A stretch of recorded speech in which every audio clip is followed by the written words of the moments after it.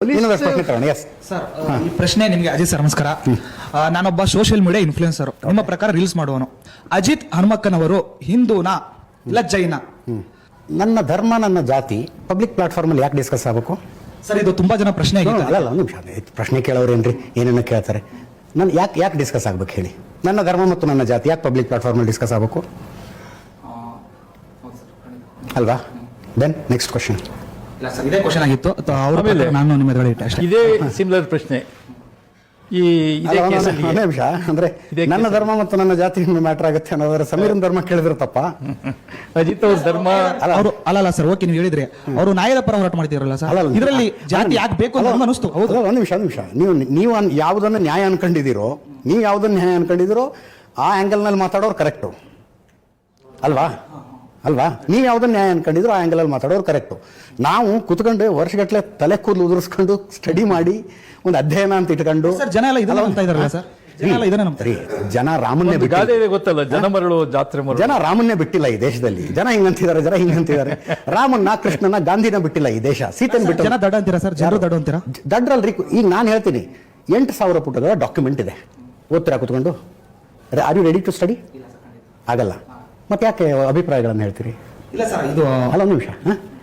8,000 ಪುಟಗಳ readymade document ಇದೆಯಪ್ಪ. ಇಡೀ ಕೇಸನ್ನು ಅರ್ಥ ಮಾಡ್ಕೊಳ್ಳೋದಕ್ಕೆ ನಿಮ್ಮ ಜೀವನದ ಅಮೂಲ್ಯ 3 ತಿಂಗಳನ್ನು ಅದಕ್ಕೋಸ್ಕರ ವ್ಯಯ ಮಾಡಿ.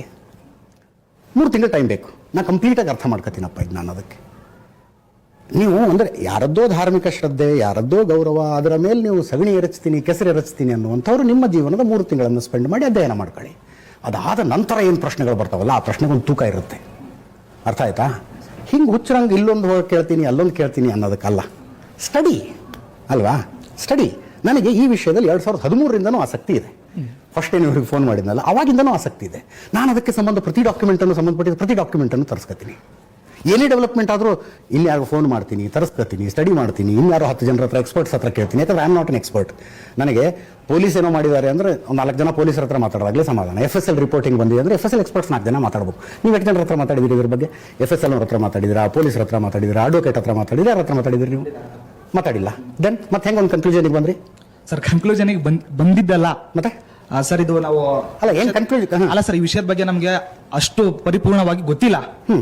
ನಾವು ಇವಾಗಿಂದ ಬೆಳವಣಿಗೆ ನೋಡ್ಬಿಟ್ಟು ಮಾತಾಡ್ತಿದೀವಿ ಅಷ್ಟೇ. ಹೌದು ಸರ್, ಖಂಡಿತ. ಓಕೆ, ಮತ್ತೆ ತಿಳ್ಕೊಬೇಕು ಅಂತ ಅನ್ಸಲ್ವಾ ವಿಷಯ? ಖಂಡಿತ ತಿಳ್ಕೊಬೇಕು ಸರ್. ಯಾವ ತಿಳ್ಕೊತೀರಿ? ಅದ್ರ ಬಗ್ಗೆ ನಡೀತಾ ಯಂಗ್ ಮ್ಯಾನ್. ಈಗ ಯಾರೋ ಒಬ್ಬ ಅಪರಿಚಿತ ವ್ಯಕ್ತಿ ಬಂದಿದ್ದಾನಪ್ಪ, ಹೆಣ ಹೊತ್ತಿದ್ದೀನಿ ಅಂತಿದ್ದಾರೆ, ತೆಗಿತಿದ್ದಾರೆ. ನಿಮ್ಮ ಅಭಿಪ್ರಾಯ ಅನ್ನೋದು ನಾನು ಹೇಳಲಾರೆ ಅಭಿಪ್ರಾಯ. ಯಾಕಂದ್ರೆ ತನಿಖೆ ಆಗ್ಬೇಕು, ಅದು ಇನ್ವೆಸ್ಟಿಗೇಷನ್ ಆಗ್ಬೇಕಾಗಿರೋದು. ಫೈನಲ್ ರಿಸಲ್ಟ್ ಏನಾದ್ರು ಬರ್ಬೋದು ರೀ. ಅದ್ರ ಬಗ್ಗೆ ನಿಮ್ಮ ಅಭಿಪ್ರಾಯನೂ ನನಗಿಲ್ಲ ಅಭಿಪ್ರಾಯ. ಇದುವರೆಗೂ ಆಗಿರೋ ಡೆವಲಪ್ಮೆಂಟ್ ಹೇಳ್ತಾ ಇದ್ದೀನಿ. ಅವ್ರು ಹಿಂಗೆ ಹೇಳ್ತಿದ್ದಾರೆ, ಇವ್ರು ಹಿಂಗೆ ಹೇಳ್ತಿದ್ದಾರೆ, ಅಷ್ಟೇ ನಾನು ಹೇಳೋದು. ಆದರೆ ಸೌಜನ್ಯ ಕೇಸ್ನಲ್ಲಿ ಕಡ್ಡಿ ಮುರಿದಂಗೆ ಹೇಳ್ತೀನಿ ನನ್ನ ಅಭಿಪ್ರಾಯ, ಬಿಕಾಸ್ ಐ ನೋ ಇಟ್.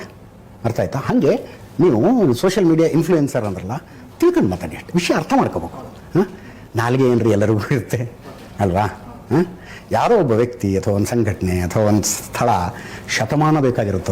ಅದೊಂದು ಪ್ರತಿಷ್ಠೆ ಬರೋದಕ್ಕೆ ಶತಮಾನಗಳು ಬೇಕಾಗಿರ್ತವೆ. ನಾವು ಹಿಂಗೆ ಹೋಗ್ತಾ ಸುಮ್ಮನೆ ಒಂದು ಕೆಸರು ಎರಚಿ ಹೋಗ್ಬಿಡ್ತೀವಿ. ಆಮೇಲೆ ನೀವೇನಾದ್ರು ತೊಳ್ಕೊಂಡಿರ್ರಿ, ನಮಗೇನು ಸಂಬಂಧ? ನಾನು ಆ್ಯಸ್ ಅ ಜರ್ನಲಿಸ್ಟ್ ನಾನು ಮಾಡೋಕ್ಕಾಗಲ್ವಲ್ಲ ಅದನ್ನು. ನೀವು ನಾಳೆ ನಿಮ್ಮ ಸೋಷಿಯಲ್ ಮೀಡಿಯಾ ಅಕೌಂಟ್ ಡಿಲೀಟ್ ಮಾಡ್ಕೊಂಡು ನೀವೇನೋ ಹಿಂಗೆ ಕೆಲಸ ಮಾಡ್ಕೊಂಡಿರ್ತೀರಿ. ನಾನು ಏನು ಮಾಡಲಿ? ನಾನು ಇಲ್ಲೇ ಇರಬೇಕು ಅಣ್ಣ, ಜರ್ನಲಿಸ್ಟ್ ನಾನು ಮಾತಾಡೋ ಡಾಕ್ಯುಮೆಂಟಾಗಿ ಉಳ್ಕೊಳತ್ತೆ.